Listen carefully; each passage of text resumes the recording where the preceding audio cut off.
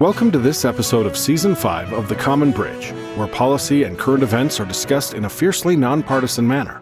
The host, Richard Helppie, is a philanthropist, entrepreneur, and political analyst who has reached over 4 million listeners, viewers, and readers around the world.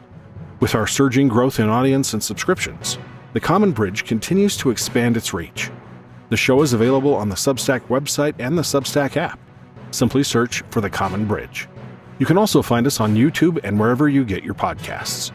The Common Bridge draws guests and audiences from across the political spectrum, and we invite you to become a free or paid subscriber on your favorite medium.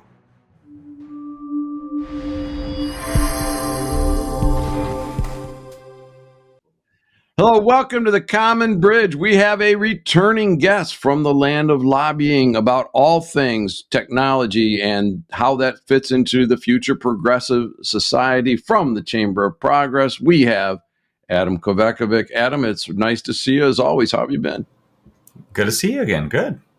That's great. Yeah, you've been busy. Lots going on Capitol Hill, I'm sure. And how did you get involved with today's topic where we're talking about autonomous vehicles? And it's kind of a leap for you because last time we were talking about the Federal Trade Commission and Amazon, and before that, censoring or a contract. What's the other term for censoring? The content moderation. Yeah. So how did you leap over and to autonomous vehicles? What's going on there?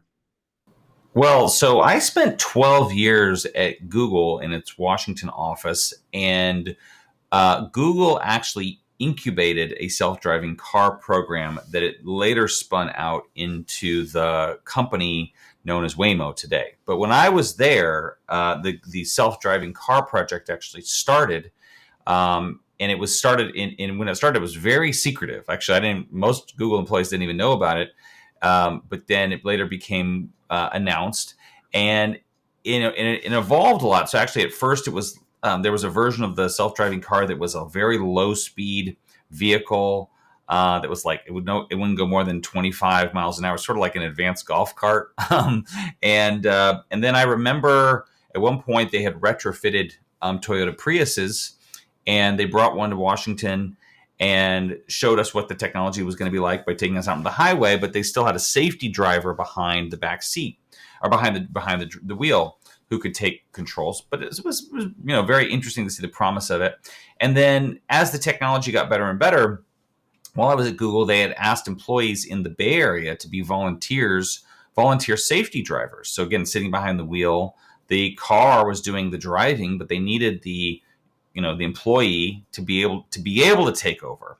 Well, one of the things that they learned was kind of like Tesla's today with their, quote unquote, full self-driving, which is not a full level 4 autonomy, but it's really driver assist.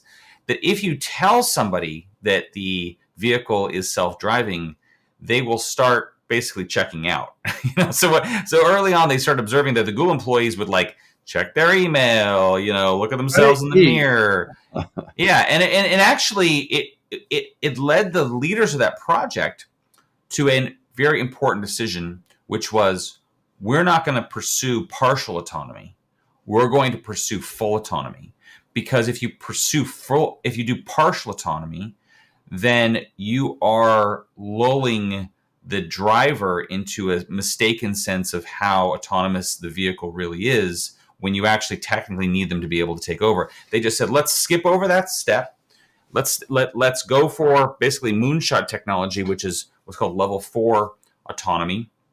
And I think, frankly, now, because you see kind of the direction that Waymo has gone, along with Cruise and others, Zoox, versus the direction that Tesla's gone, which is really this level 2 autonomy, which is essentially advancements on cruise control.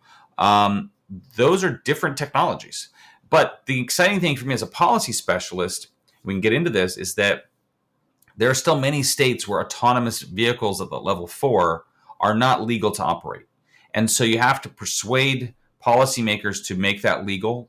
We still need to do that in a number of states. But there's also friction associated with introducing autonomous vehicles, as we've seen most, especially in the Bay Area. And that's caused some policymaker and organizational resistance. So I'm very excited about the technology, but there's policy friction, and we can get into that. Yeah, well, I know that Ford Motor Company has been one of the advanced players in building autonomous cars, and I know that their strategy centered up around specific cohorts of people, like the disabled, the vision impaired, and so forth, to improve their mobility, and they throttled that back a little bit. And I don't know if that has to do with the power plant, because as you know, they're throttling back on the electric vehicles as well. But has there been a like a scientific barrier or an engineering barrier where people are saying, well, wait a minute, maybe the technology's not ready to put fully autonomous vehicles on the road? Is it something else? I think there's two challenges. Well, there's multiple challenges. There's a technological challenge, and two, you have to find the right business model, product model. There are very few people who think that there's going to be a market for selling an autonomous vehicle to you as a consumer in the next 5 years, right? In terms of full autonomy, level 4 autonomy. So nobody's really aiming at that. What you have instead are business models that are autonomous versions of existing models. So what Waymo is doing is really a driverless rideshare service. So it's a driverless version of Uber and Lyft, right? There's a company called Nuro, which is doing driverless deliveries. So that's a driverless version of, DoorDash and Instacart, right? There's a company called Zoox that is doing driverless shuttles. So that's more of a driverless kind of shuttle bus type service, right? And then you have companies that are trying to do autonomous trucking. And they are not, of course, that's a driverless cab, right? Trucking cab. And so no one is really focused too much on like selling a fully autonomous vehicle. So it's more like services, and I think that's a function, frankly, of how expensive it is really to build like the technology that people aren't going to buy that. But the second challenge is, or the first challenge I identify as technological, which is that the way autonomous driving technology works is essentially building up recognition of different types of situations, right? Okay, what should the vehicle do when we see this happen on the road, right? When we see the pedestrian at this location, when we see another car in that location, when we see a sudden lane change. And when you really think about it, that's what humans who've been driving, those of us who've been driving for decades, that's what we've built up, right? I remember my dad teaching me to drive, and we taught me about defensive driving, right? And for him, defensive driving, this idea was built up because of all the things he had seen as a driver, right? And you become a defensive driver when you see unexpected, crazy things happening by other drivers, usually, right? And so what autonomous vehicles are really doing is building up their learning experiences, right? And so this is why, before Waymo and Cruise had ever launched a, commercial service in San Francisco that actually accepted paying passengers, they drove San Francisco, hundreds of thousands, maybe even millions of miles in San Francisco with safety drivers behind the wheel. So they could not only map the city, but they could build all this experience of what should we do in this situation? And all of that gets fed back into the software and makes the car itself better at knowing what to do. So those are just kind of the two challenges: the business model challenge and the technological challenge. Yeah, I think there might even be a broader issue. And, I've given some thought to this. So there's a couple things. Anybody that's looked at the freeway system in any major city and knows every day they're going to be clogged, every day they're going to slow down, you got to look at that and say, the answer can't be, let's build more cars and more freeways. I think we've maybe hit kind of peak automotive. Okay. The second thing is this: as I walk about Ann Arbor, Michigan, and I see some of these homes that have been there for some time, and that used to be a stable back there, and now it's a garage. And really what we did with the automobile itself is we just took the horse and buggy model and put an engine in it. Same road system, same, that's my horse, my car, etc. And yet, if you look around, how many cars do we see parked versus actually transporting somebody or something? And that to me seems to be the bigger hurdle that we've got to overcome is if we can get a ride where we want to go through a service, do we really need to own a vehicle that we have to garage, park, maintain, fuel, etc.? That's, to me, it looks like Yeah. ultimately a longer term, more efficient model. Maybe you and I won't live long enough to see that, but I just don't see individual units of transporting people being a thing, except in very lightly populated areas. Completely different transportation needs. Yeah, I think there's been a lot of people who've tried to make better transit happen, for example, and I'm a transit fan, but I think that it doesn't fit all circumstances, right? It doesn't fit a suburban environment, doesn't fit a rural environment particularly well. And so I do think there's, I agree with you. There our urban environments have been built for cars, particularly, with the highway system. But having said that, like, one of the big challenges of that's not going away anytime soon is just we still have a rising number of car traffic fatalities. And I believe the biggest reason for that is distracted driving and cell phones. And you see a bunch of cities that have adopted what they call Vision Zero plans to try to reduce pedestrian car-related deaths down to zero.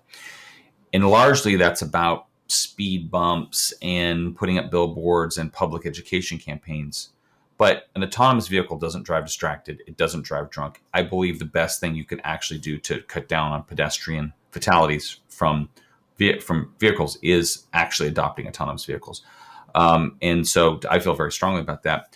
On your point about kind of like, sort of horse and buggy, just kind of applying that mindset, I do think that like there are legitimate questions about a business model, but just for an example, I love Uber, I love Lyft, I use the services all the time.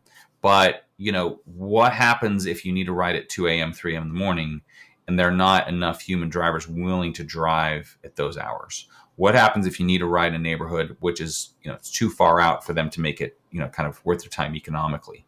Those are good challenges for autonomous vehicles. Yeah, right. And bless you. And that's Thank you.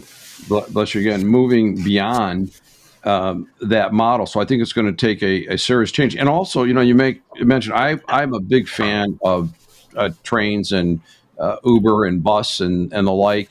By way of example, we can go to the airport in Detroit from Ann Arbor nonstop on a bus that's normally fairly full, and its round trip is $25. All right, and obviously it's subsidized, but I look at 50 some people on the bus, and that's 50 cars that aren't on the road. That's 50 cars that aren't parked at the airport.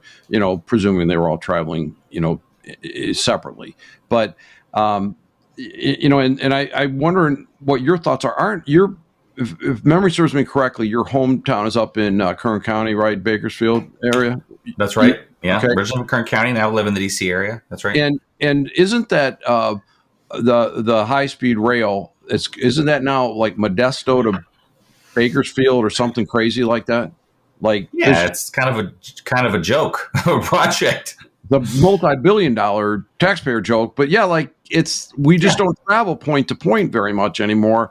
I wanted to contrast like getting to the airport is one thing. That's a great point to point application for a bus or a train, right? But people don't generally travel that way. That's why Uber and Lyft are so popular. That's right. We've been conditioned to expect on-demand travel. Our geography is built around it, as you said. I think there are some geographies where improved train service does make sense. South Florida has a new-ish service called Brightline trains that's working quite well. It's private. It's a private sector train. It's a private company. But also it's a response. I think it's one of the reasons why it's been popular is because there's pretty significant traffic congestion in that area. So, I don't I don't, that's not true in Kern County, Central Valley, California. So I do think that it has to, it has to make sense as a solution, right? Yeah, and look, that Brightline train, there are more places asking for stations, and the train does not blow its horn when it goes through communities. That was one of the things that when the Brightline first came up, every time it went through a railroad crossing, it blew the horn. Now there's a sign there that says the train is not going to blow its horn when it comes through here. And, after a couple of fairly well-publicized crashes, people are pretty much clued into that. And look, when you talk about the AI that could drive an autonomous vehicle, to me, that's engineering. That is computer capacity. We're going to get there. We can't stop the guy in the crosswalk who never looked right or left and is on his phone looking down. We've got to train the car not to hit that guy. I don't think the car would be tempted like some angry drivers I've seen, but I can see that. And wouldn't a world of autonomous vehicles almost require that there mostly be autonomous vehicles out there, so your vehicle would know where the other vehicles are? Is that part of the plan? No. So, I mean, there have been people who've advocated, for example, like smart roads and building in a whole network of sensors and or vehicle to vehicle communications where maybe each vehicle is equipped with some kind of wireless signal that sends out notification to other vehicles. That hasn't worked. It also requires either some kind of national standard, which hasn't been established, or frankly expensive building of things like infrastructure. And so what Waymo, Cruise, Zoox are doing, they're assuming those things don't exist and that every other vehicle on the road is a human-driven vehicle. Their technology doesn't depend. The success of autonomous vehicles does not depend on other vehicles being autonomous. I'm trying to make it really important. I'm trying to go beyond that. I'm trying to say, if the autonomous vehicle is also a means of, we need fewer vehicles because we don't need to park them when they're not being used, and if in terms of safety. So look, I've been on golf courses, for example, where my golf cart knew where all the other golf carts were. All right. Because, I have to have somebody less than 300 yards away or I'm in danger of hitting them with a 7-iron. Part of that's not true, by the way.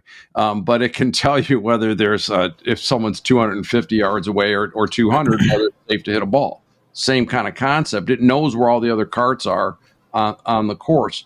And an autonomous vehicle is going to know that because it's going to have a geolocated service. It's going to know where everybody else is. It's going to know what rate of speed it's moving. And, when you're entering the freeway in a congested place, let's say Detroit, for example, people literally go down those ramps at 90 miles an hour and 30 miles an hour. And you're coming along at your 75 or 80, and you got to figure out which one of those it is. All right. Mm-hmm. And see and avoid is not always effective. So I'm really cheered by the increased safety that comes with more technology in a car, including navigation. Look at where cruise control is right now. We're getting there a little bit, but what's the controversy or the legislation or the other issues that you face as a person involved with a creation of legislation?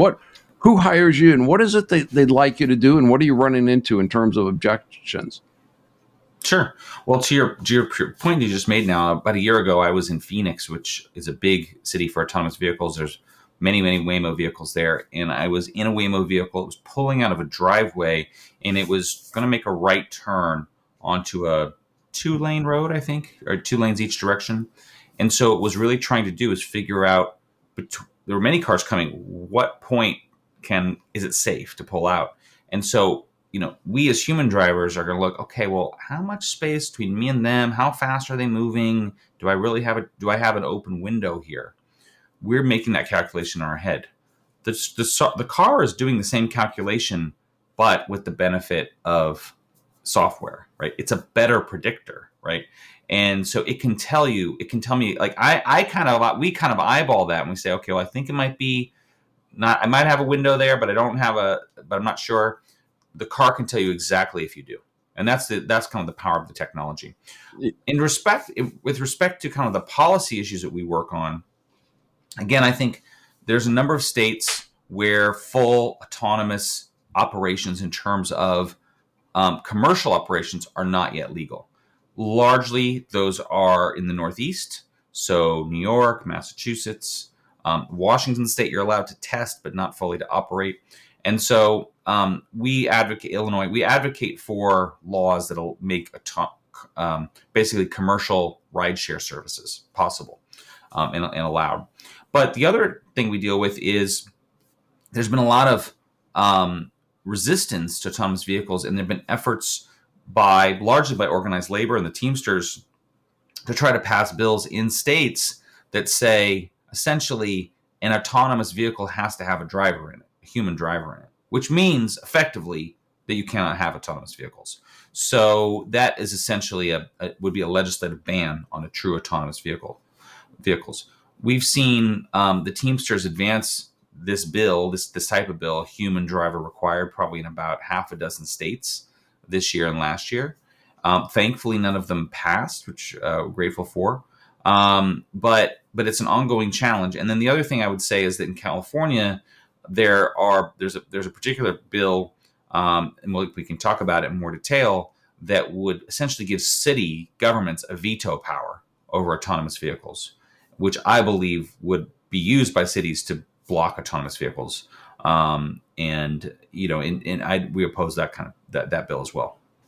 I see. So the Teamsters, it's kind of part of the can AI replace jobs, that more global societal issue that we'll all be grappling with. And the Teamsters are saying, look, our members drive trucks and other vehicles, and we don't want a machine taking over. And we're going to try to use our political powers to basically thwart that next wave of technology. That's right. I think there's some nuance there. Just interestingly enough, many truck drivers are not Teamsters members. They're independent contractors. Independent contracting is pretty pervasive in trucking. A lot of delivery drivers, UPS in particular, are Teamsters. That's probably one of the biggest categories of Teamster driving jobs is UPS positions. And we saw in California, there was a bill that would basically ban autonomous trucks. And that was very much supported by Teamsters, California Teamsters. Governor Newsom ended up vetoing that bill. That's back this year. The bill we have concerns about is also a kind of a local control bill. But yeah, I mean, I think with respect to ride-sharing services, the jobs that could be affected by more robo-taxi services are ride-share jobs. But those drivers are not really a big force behind these bills. They're not organized, and I know California has that. You can't be an independent contractor and drive a truck in California. That's obviously why we had the backups at the Port of Los Angeles in COVID, because the truck drivers weren't allowed to drive their trucks there, which was probably an unintended consequence. I hope it was unintended. But, Adam, when you think about this and you couple it with the electric vehicles that are becoming more prevalent, and that you see the car companies coming back, and now I'm sure you've seen the same things I've seen, that we can't possibly make enough copper to build all the power plants of all the cars. But I'd like to take that one step further. Do we need to build that many cars? And, we have, many people own multiple vehicles because that's what they need. If there's more than one driver in the home, they've got a pleasure car and a work car or whatever they might have. And so this, to me, gets down to political leadership. Who can paint that vision of the future to say, look, we don't need to transport ourselves this way, that there's a new day that can come, that if we make a quarter of the cars that we make today, we've got enough copper. I don't know if my math holds up, just as an example.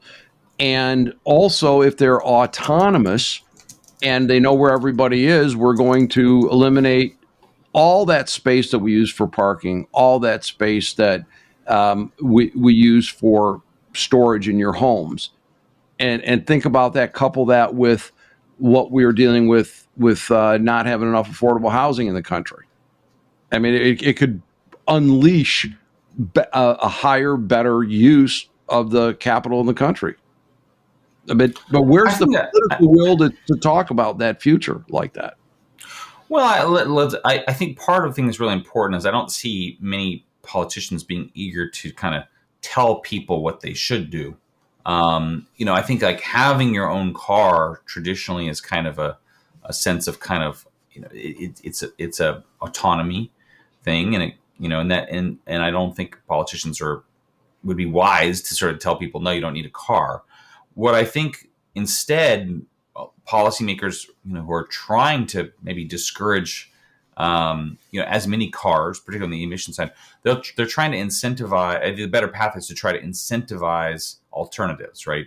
And so, if you make transit better, if you make rideshare better, more accessible, if you make autonomous vehicles more accessible, then particularly maybe a younger person might be more willing to say, do I really need to buy a car? Like before they buy their first car. And they might conclude, maybe more likely to conclude over time that they don't need one. Similarly, maybe an older person who's driven and then, can't drive anymore because they lose the ability to do so, or, can't see as well. That used to be kind of more of a sentence, right, for immobility. And now there's so many more options. So, I think that's a great thing, but I don't think yeah, go ahead. We're already getting there. Like with younger people forming households, they can't afford a car.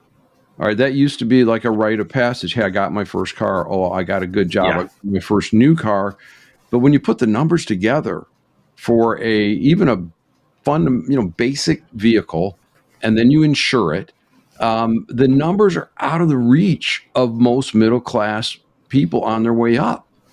And so instead of saying you can't have a car, I'd say leadership presenting it as, look, we have a better, cheaper, faster way for you to get going where you want to go. Okay, that's right. Because, I don't remember how old you are, but I know when I was coming up, it was all about get your own wheels, because then you could go do what you wanted to do and go where you wanted to go. And that was great for that time.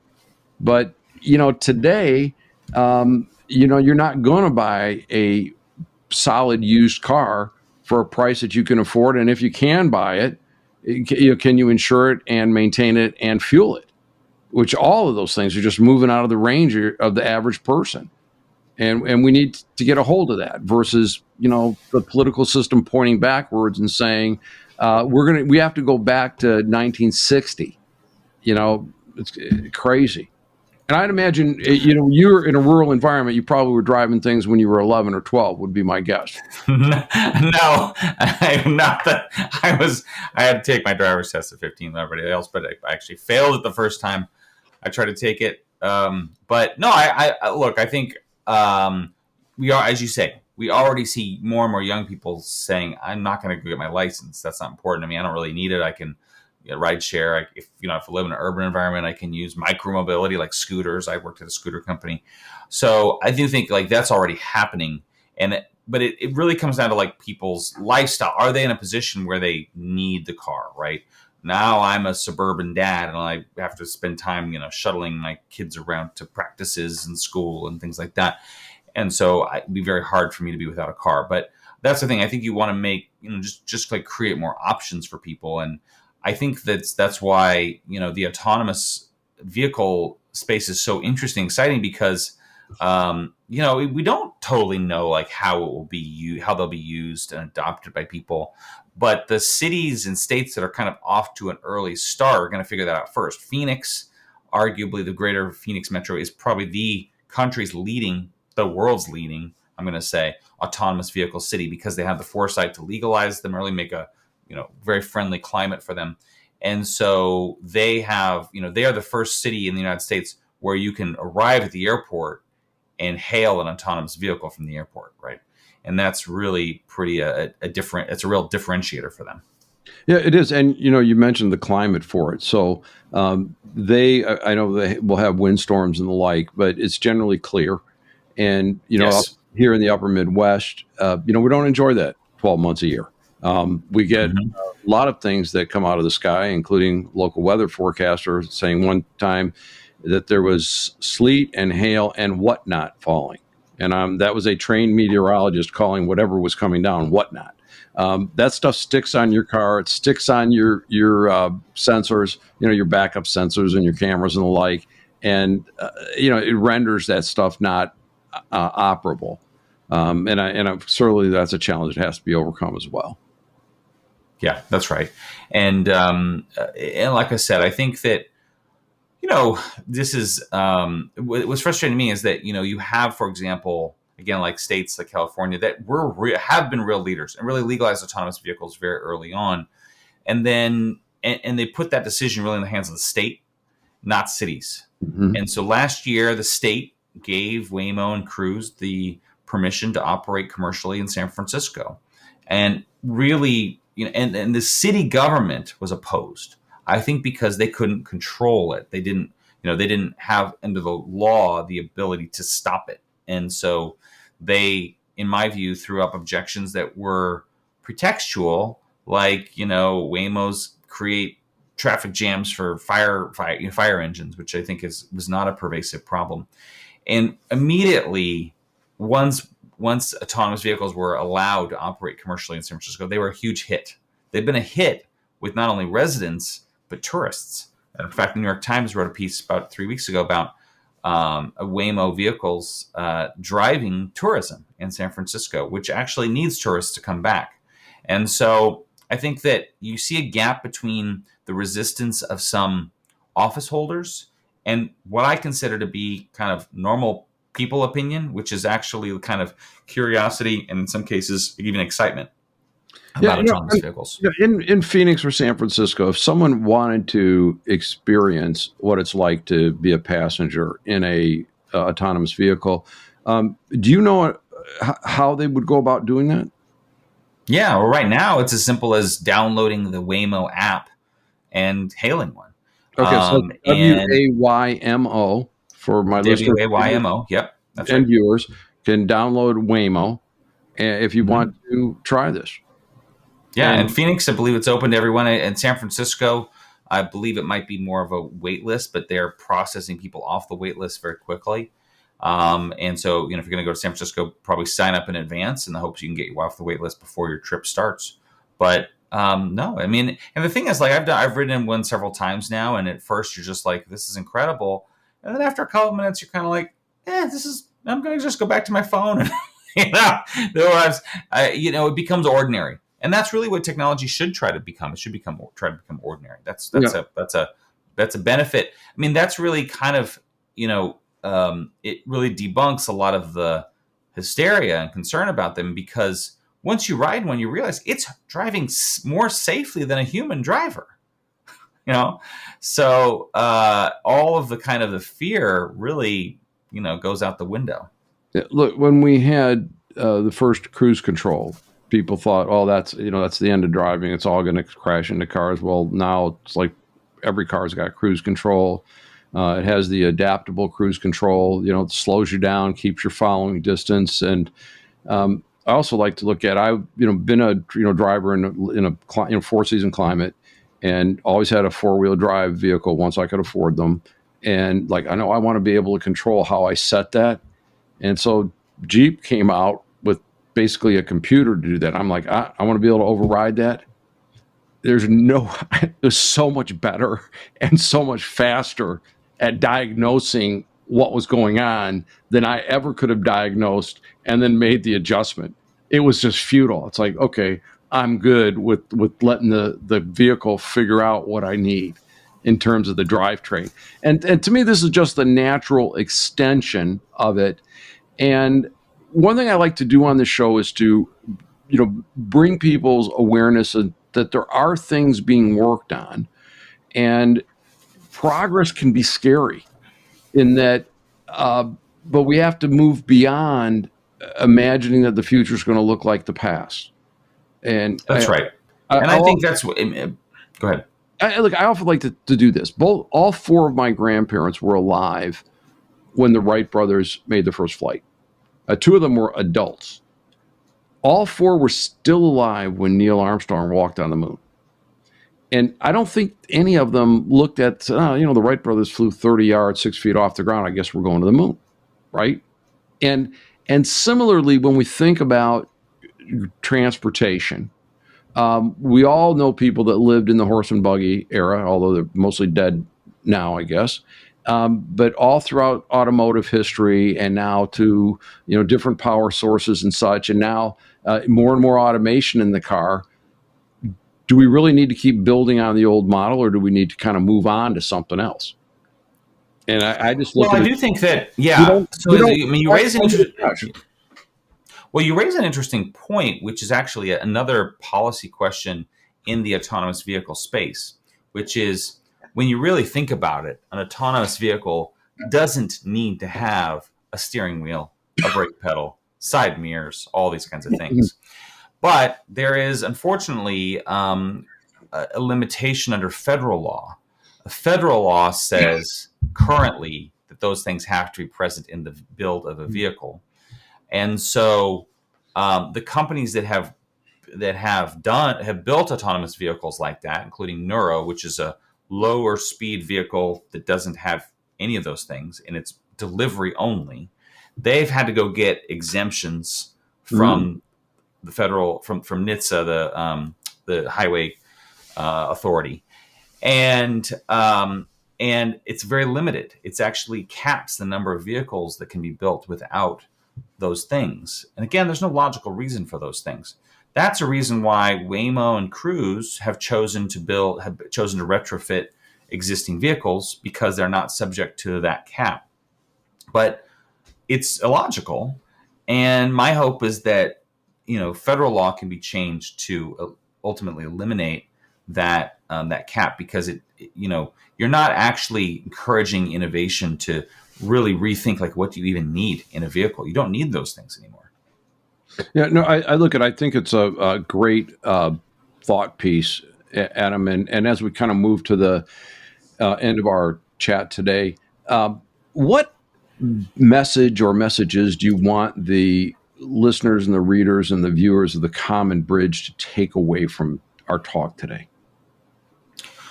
Well, first, I think if you ask most people, how do you feel about riding in a driverless car? I still suspect maybe a slight majority of people would say they're not ready for that. It's a little too scary. And I understand that.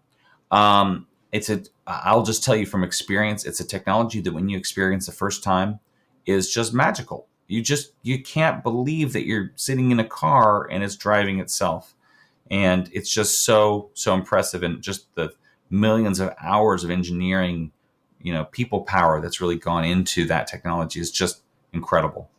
I think a second thing is that a lot of people's exposure to this space is Teslas. They think of, Teslas.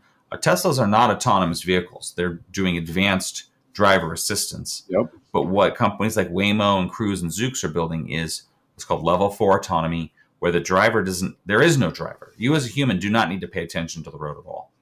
And that's really different than what than what Tesla is doing today.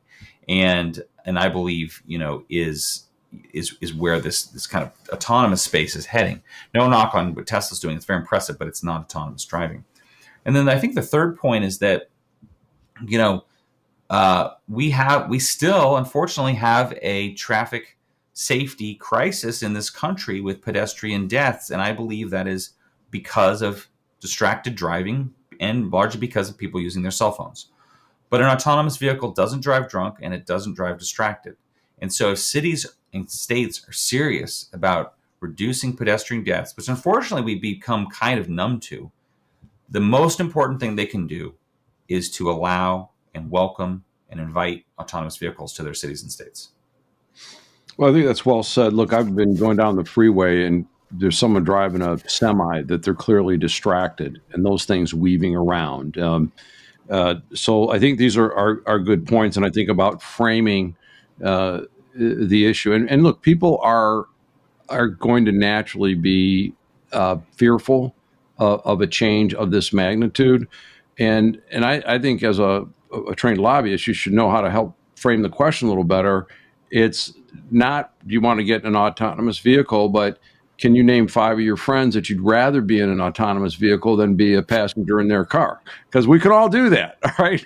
And by the way, I don't even think it's that, to be honest, like, I hate to say it, but I've driven distracted too. So, I mean, I think we've all been there. I think it's just a very human thing. And again, I think phones are probably the biggest culprit of it. And I, of course, fully support all the campaigns to encourage people to put their phones in the driver's case, put it away, all that.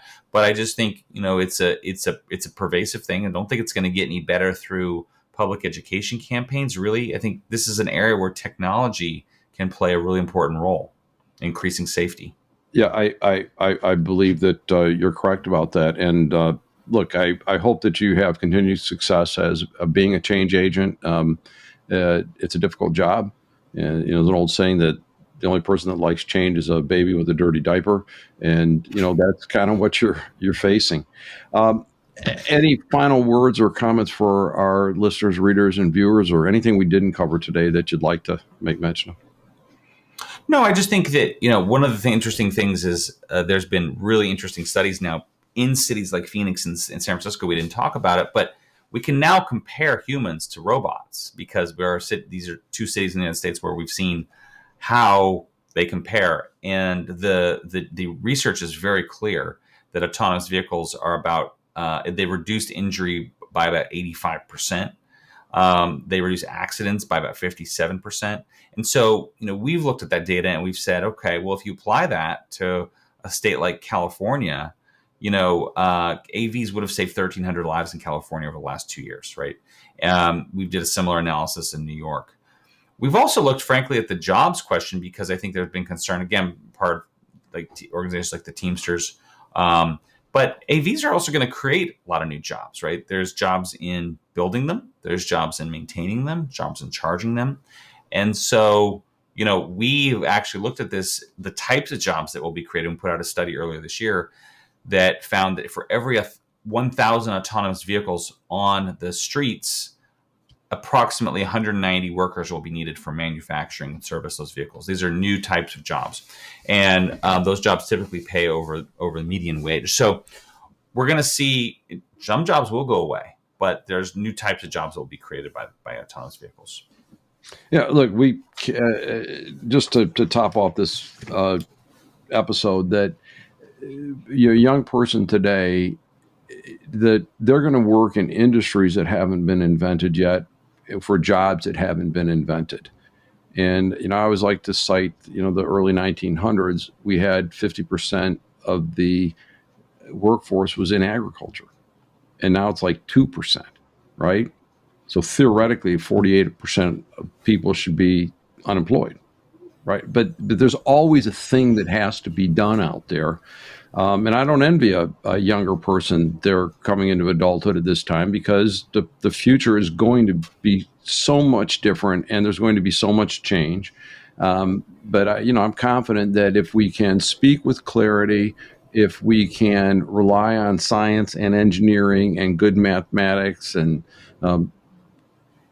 hopefully someday good government, that we can get to that better world ahead of us. That's right. And I think that this is an area where I really do believe we're going to see significant strides, not only in safety, but also like people's accessibility of transportation. And I'm really excited to see that. We've been talking today with Adam Kovacevich of the Chamber of Progress. He's a very learned man about all kinds of things with technology. He's in the inside game here and has got a view of the future and a view of what the players are doing today. And with that, this is your host, Rich Helppie, signing off on the Common Bridge. Thanks for joining us on the Common Bridge. Subscribe to the Common Bridge on Substack.com or use their Substack app where you can find more interviews, columns, videos, and nonpartisan discussions of the day. Just search for The Common Bridge. You can also find The Common Bridge on Mission Control Radio or your Radio Garden app.